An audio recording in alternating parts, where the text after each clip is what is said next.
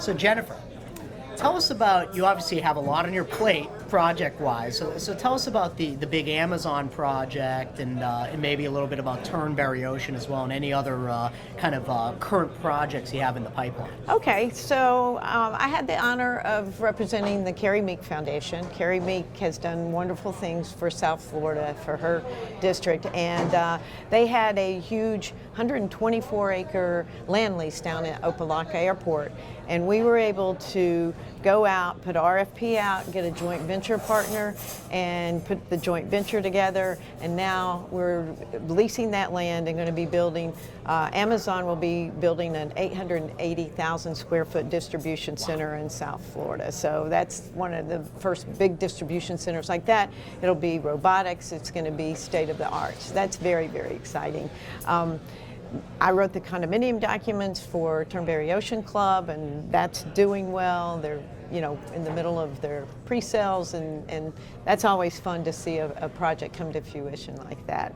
One of the another really exciting project that I just finished with a few months ago was we represented Louisiana State University on a P3 project.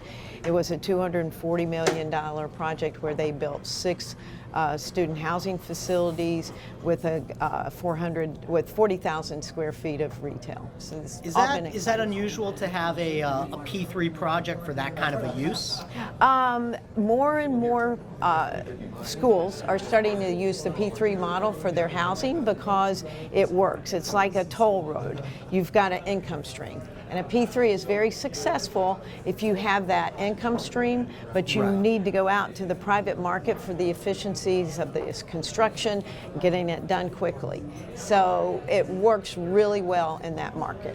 Excellent. So today, obviously, Fort Lauderdale has been the topic of conversation, talking about all the activity going on, development, investment, the maturation of the city. What are some of your biggest takeaways from what you learned at the event and obviously in the panel discussion that you moderated? Right.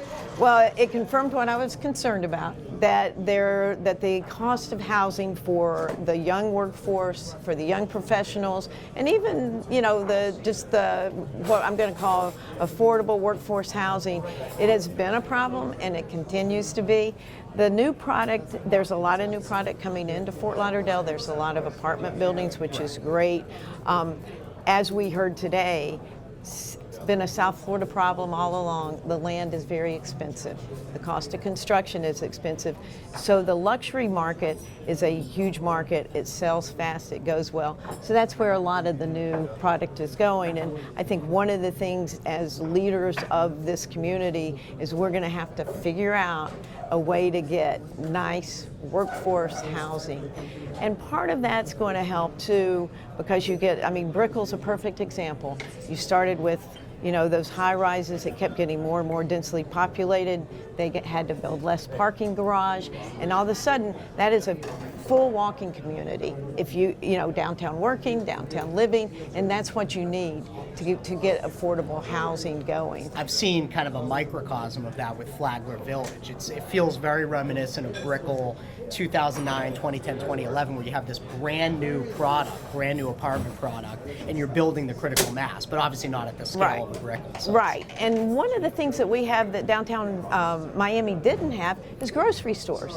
So we have the fresh market, you know, there are some, so we have a little bit more of what I'm going to call the urban core, but you still don't have any shopping. Even for the downtown workers, like run over to Macy's, and I know online shopping is important, but some of that shopping needs to be done here too. So even though retail is a risk, it's hard to fund, the retail with the housing is also, with the restaurants, the housing is also a good mix. It's going to help to have the wave. The wave's going to make a big difference. So is Brightline. Absolutely. Jennifer, thank you so much. That was Thank fantastic. you. I hope you're not talked out at this point. A little bit.